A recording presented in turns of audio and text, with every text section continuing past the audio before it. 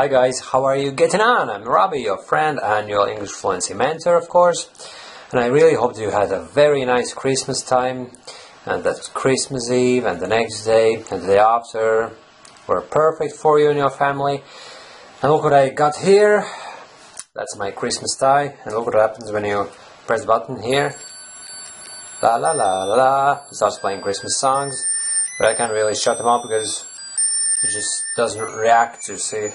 It doesn't have the turn off function, so I'll just have to let it stop by itself on its own accord, which is another English idiomatic expression, but today I'm not going to talk about the idiomatic expressions at all. Today I'm going to show you what new books I got for Christmas. This is yet another book in the series. I don't actually know what the series is called.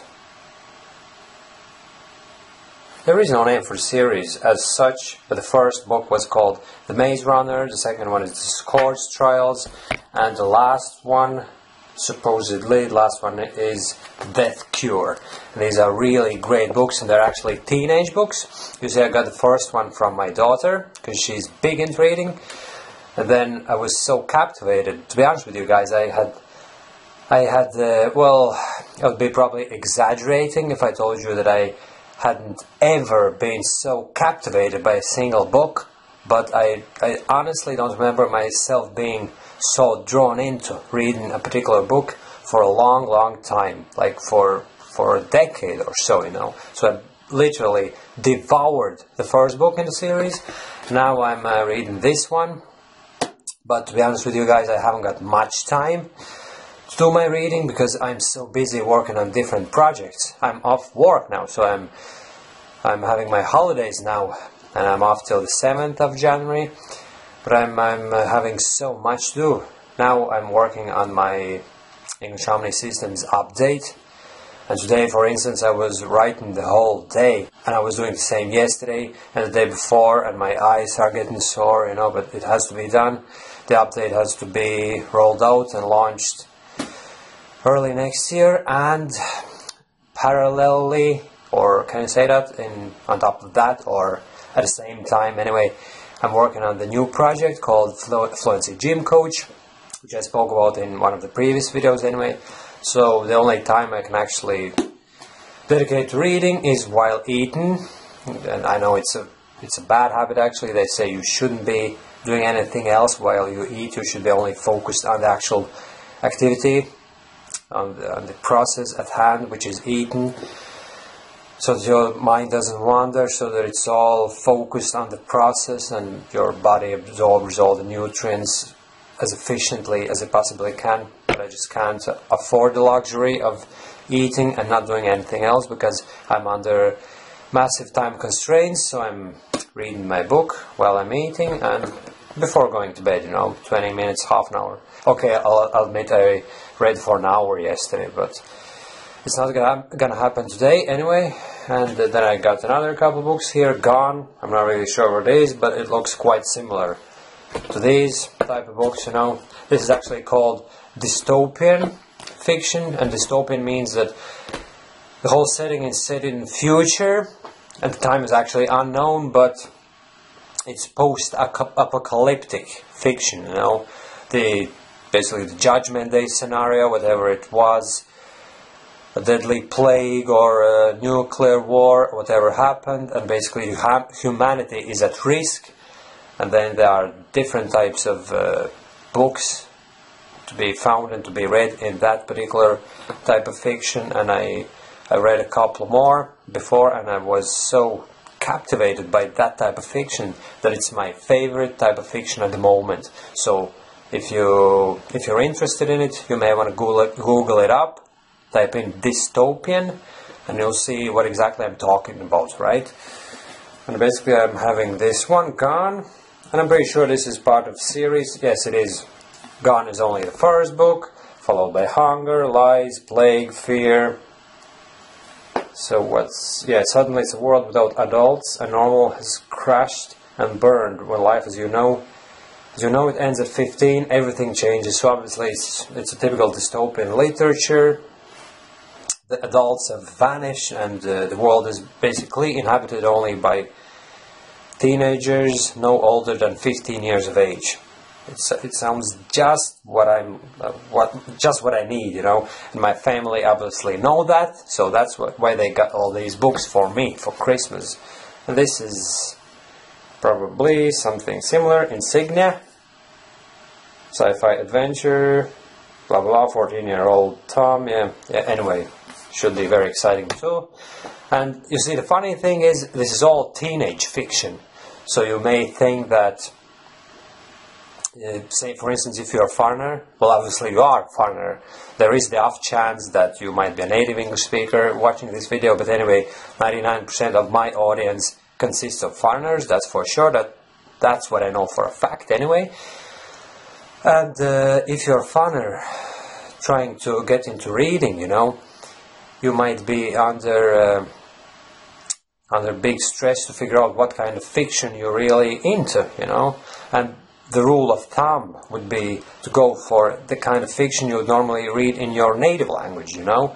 But in case you haven't been big into reading previously in your life and you go to an English-speaking country recently, or maybe not so recently, maybe you've been living in one for like a decade or so, just like I have, you know. I moved to Ireland more than 10 years ago. It's been 10 years and a half now, you know. So for as long as I remember myself in the recent past, I've been only reading English literature, you know, which all started as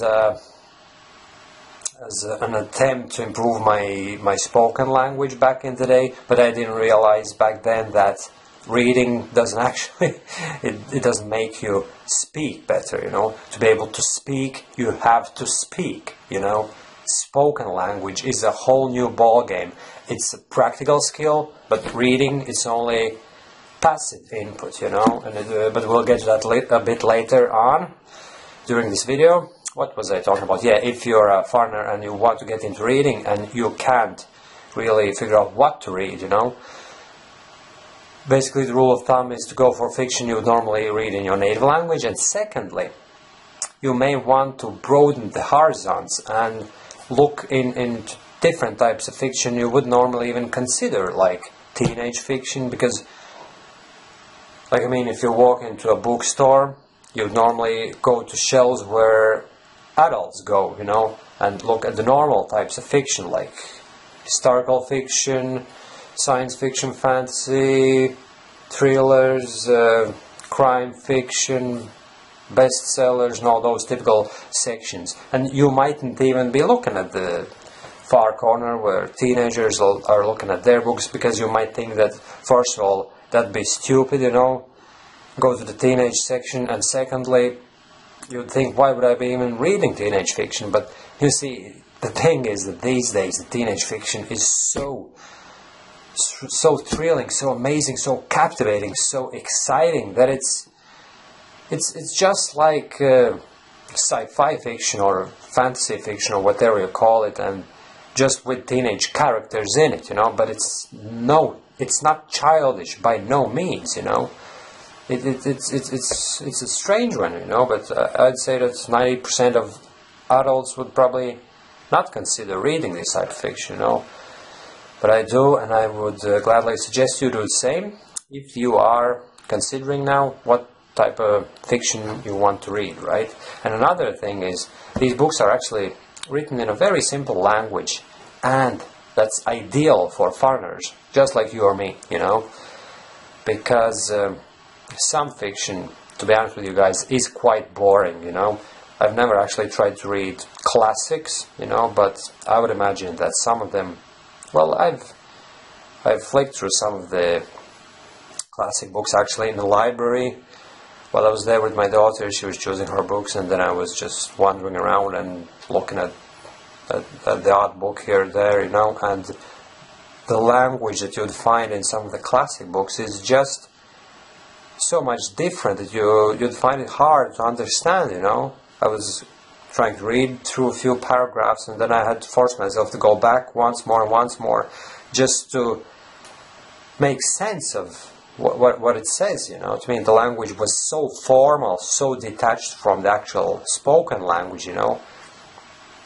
And probably that's why some people believe that when you speak and when you read, the two are so much different that it's just impossible to kind of write the way you would speak or speak the way you'd write, you know what I mean? But I think that these days the two languages are so closely tied together that I can clearly see that this particular author is actually writing the way, is it actually, yeah, James Dashner, yeah, him.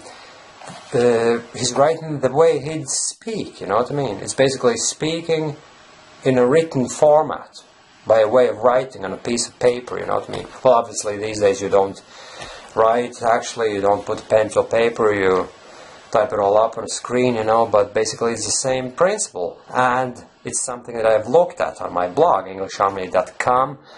Basically, the principle is you have to, even if you write, basically my philosophy, the English harmony approach is spoken word comes first, you know, basically first you speak to develop your spoken language, because if you focus on writing and reading and all that kind of stuff, the way I used to do years ago, then your mind switches to this writing mode, and then your spoken fluency is hampered. It's hampered big time.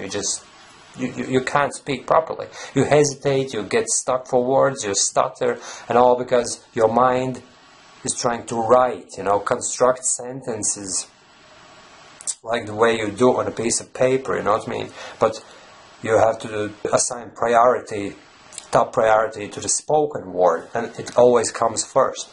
And now, when I write, I actually write the way I would actually speak. While I'm writing, and I'm actually speaking out loud. Well, not really loud, but quietly, but I'm actually speaking. And all that content originates firstly as a spoken word, and then I transfer all that information, well, not on a piece of paper, it's just a saying, you know, I actually type it all up, you know. Although sometimes I write, I have my notes and all, because I'm working on my Fluency Gym Coach course now, and I've got loads of notes to write, and I find it much easier to use an actual pen and paper because it's so much faster, you know what I mean? I can jot down any thoughts that just occur to me, you know, and I find that process much quicker. And then I transfer all that onto a computer because I'm working on an action plan and many other different things that are going to be included in the course. But anyway, it's not a matter, it's not a subject of this particular video. It was about the books, the exciting books that I got for Christmas, and the fact you may want to look into this kind of literature, dystopian literature. Don't forget to look it up on Google and see what it's about, and you may just find that it's the right literature, right fiction for you, my friends. So thanks for staying with me, thanks for watching this video, and I really hope that I provided some inspiration for those of you who were looking for some new books to read, and for those of you whose New Year's resolution is going to be to start reading, you know. But don't forget that spoken practice comes first, you know. Don't forget to exercise your spoken language all the time, and a good way to go about that is by actually reading reading one chapter, and then try to summarize that chapter in a few sentences, in a minute or 2 minute long self practice or monologue or whatever you call it, you know. Try to summarize the contents to get your speech going as well, you know. I don't really have to do that because I'm getting loads of spoken English practice apart from that, because I'm speaking with myself pretty much the whole time, you know. From the moment I get up, I start speaking with myself, and I'm doing it while recording these videos, and I do it at work. But now that I'm off work for a couple of weeks, I speak with myself, you know, because I can't allow my English to get rusty. I want to stay fluent at all times, and you may want to do the same if you want to stay a fluent English speaker, my friend. Okay, thanks for watching this video, and see you soon again in another. Well, it remains to be seen what kind of video is that going to be, whether it's going to be one of those idiomatic expression videos or one of this type of video where I'm just speaking with you guys. But anyway, I hope you enjoy this video, and I really hope that you'll enjoy the next one. Thanks for watching, and see you! Bye bye.